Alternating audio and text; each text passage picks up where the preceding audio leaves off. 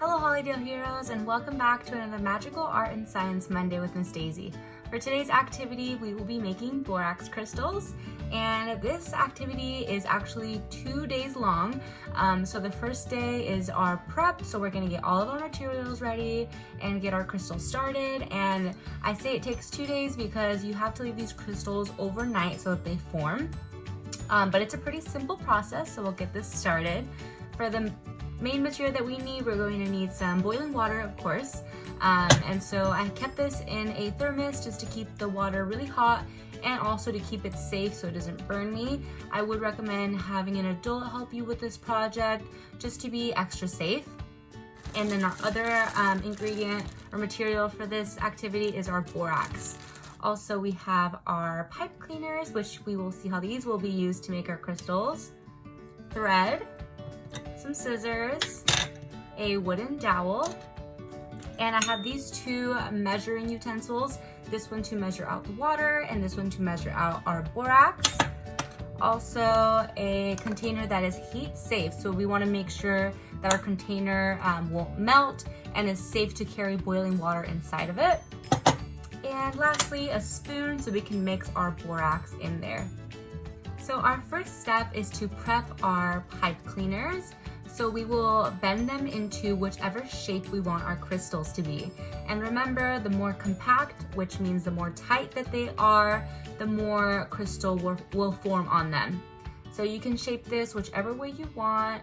I'm going to start off by just doing a really tight spiral.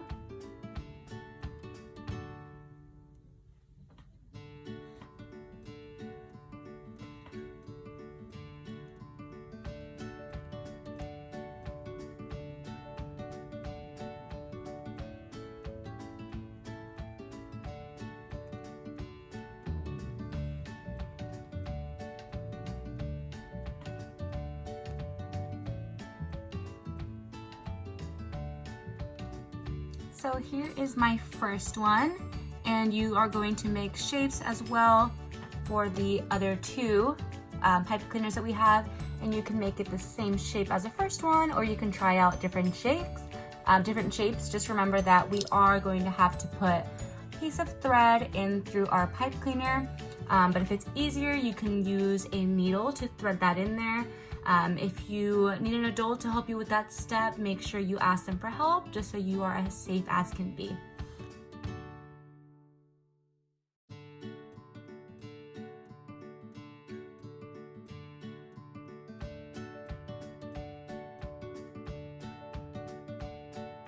So our next step is tying a piece of thread to our crystals that we just formed.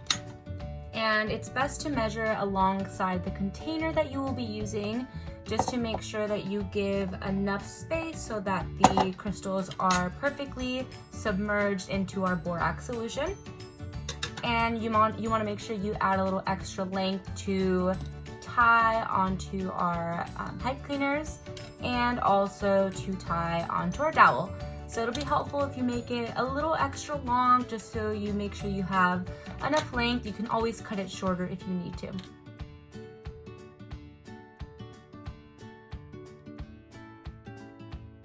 Okay, so our next step, once we're all done cutting those pieces of thread, is to tie them onto our pipe cleaner crystals. And like I said before, if you're having some trouble getting this thread into your crystals, you can use a needle. If you need that, just make sure that you get an adult to help you so you don't poke yourself with that sharp needle. So it might be easiest just to spread it a little bit so you give yourself a little hole to put that in. And you can always pinch it back together to get it back into shape.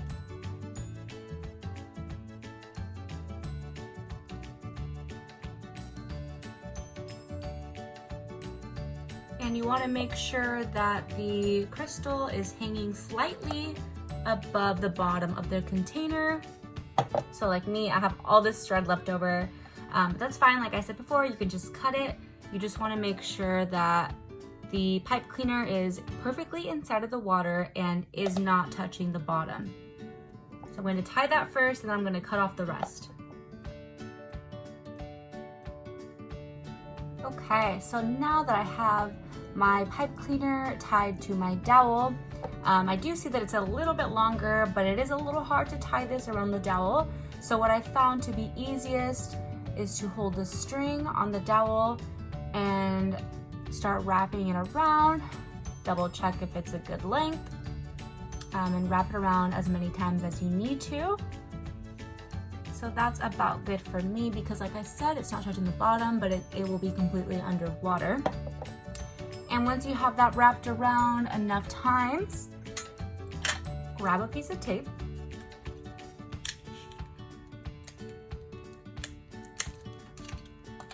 And tape that to where the thread is touching the dowel so it stays in place. And that will make it a lot easier for you to keep the thread where you want it to be without it falling off. Okay, so I continued the process until all 3 of the pipe cleaners were attached to the dowel and spaced out enough so that they're not touching each other once they're in the borax solution. Also, like I said before, we don't want them to touch the bottom as well as the sides of the container. So spacing these out the right amount is definitely super important. So now that that's done, we're just going to set these to the side. And we're going to move on to the next step, which is making our borax solution. So this is where our measurements will come into place. And we're also going to use our boiling water, our borax, and our spoon. So we're going to start off by getting our boiling water ready. Remember, this is the dangerous part where it is best to have an adult help you so you can be as safe as possible. So the measurements for the borax solution are about 4 tablespoons. So 4 of these to 1 cup of water. And our goal for this solution is to get what is called a saturated solution. So basically we want to keep adding and stirring the borax and the water together until the water does not take any more of the borax in. So the best way to see if this is happening is that there should be like a small pile of borax at the bottom of our container, meaning that the water has taken in as much borax as it can, and that's when it's time to put in our pipe cleaner crystals. So we're going to pour the water very carefully into our measuring cup, and we're going to start off with just 1 cup of water at a time and keep adding as necessary. So I'm going to measure this out, and remember, pouring very carefully so you don't burn yourself. Let me just put this over here, just in case it spills. Pour very carefully, see all that smoke, or that steam I mean, that means it's very, very hot. So once that's, looks like it's about 1 cup, but I'm going to set it down just to make sure it's 1 cup. So the measurements look about accurate. So we're going to pour that into our container. And this is why it's important to have a container that can withstand the heat of this, because it can melt the container if it's way too hot. And here is another cup. So about a total of 2 cups of water per about 4 tablespoons. So now we're going to start measuring our borax into our boiling water. We're going to want to work a little quickly just to make sure that the water doesn't cool down, because the results are best when the water is as hot as can be. So there's 1 tablespoon, 2 tablespoons, 3 tablespoons, 4 tablespoons.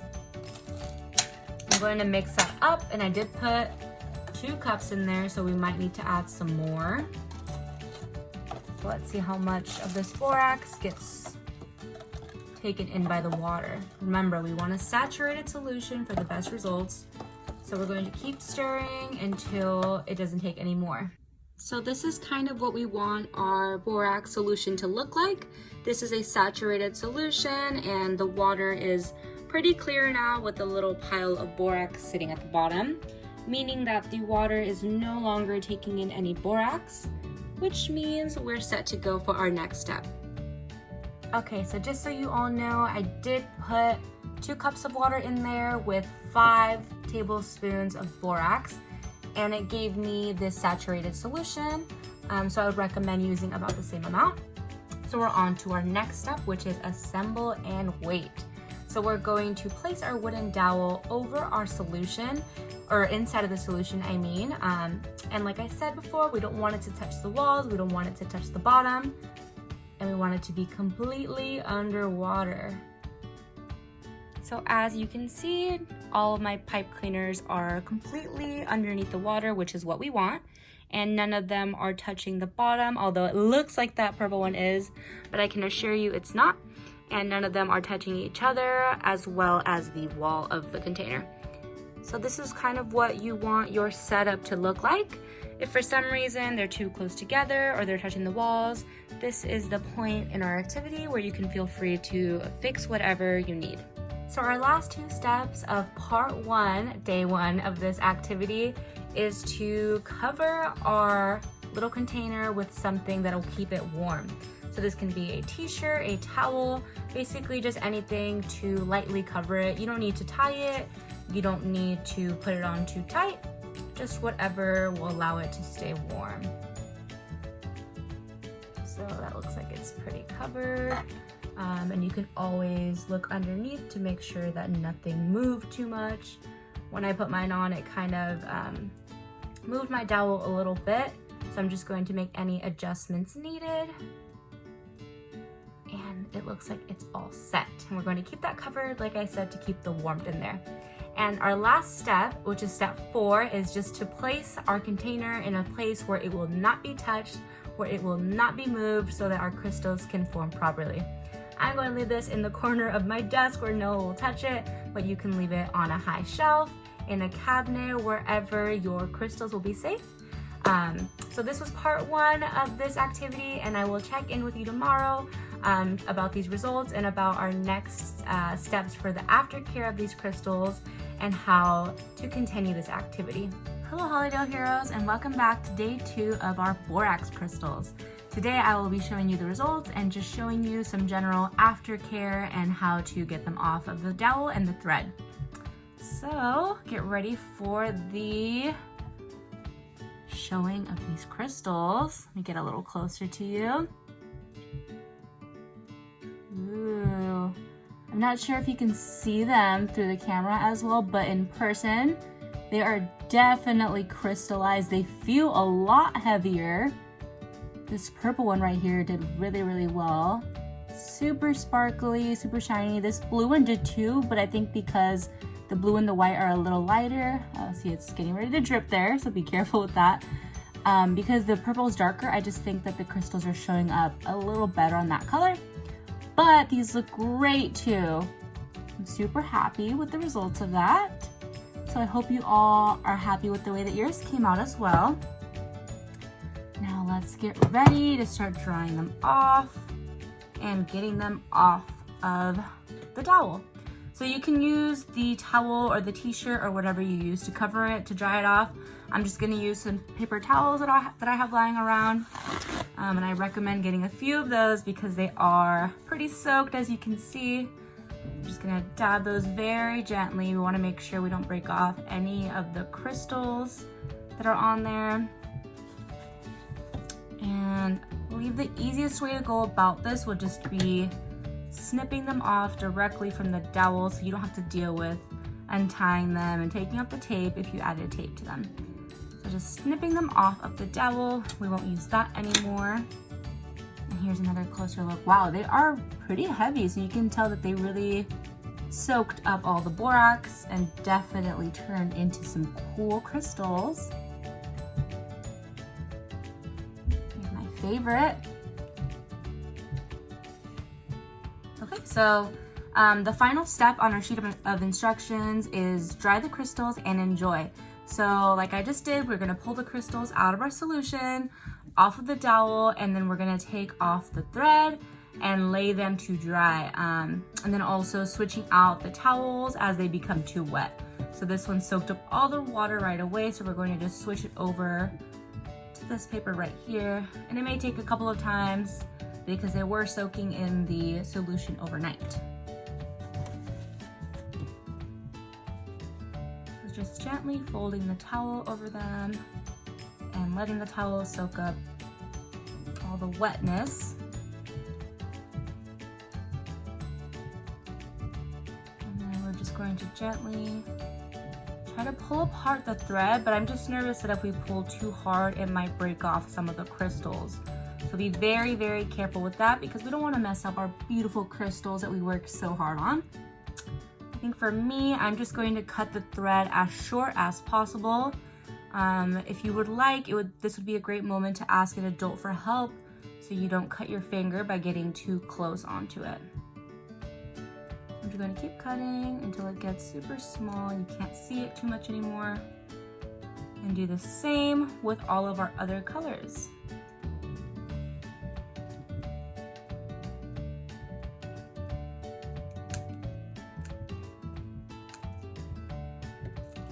Oh. There we go. Okay, they're pretty dry now, but I am going to lay them on the towel for longer after I'm done showing you all how these look. I'd recommend leaving them alone for maybe about 30 seconds and drying them off again, and then just doing that a few times until you feel that they're very dry. But I just wanted to show you all again the final product and how pretty this is. They look like real fancy crystals that we made at home with borax and some pipe cleaners. So I hope you all really enjoyed making these borax crystals today with me for Magical Art and Science Monday. Please remember to leave a like and a comment on this video so you can be entered into a chance to win our Sun goodie bag. Oh, and also post a picture of your crystals so we can see how yours turned out. I hope you all enjoyed Magical Art and Science Monday with Miss Daisy. And thank you all for watching and doing this fun activity with me. See you all next time.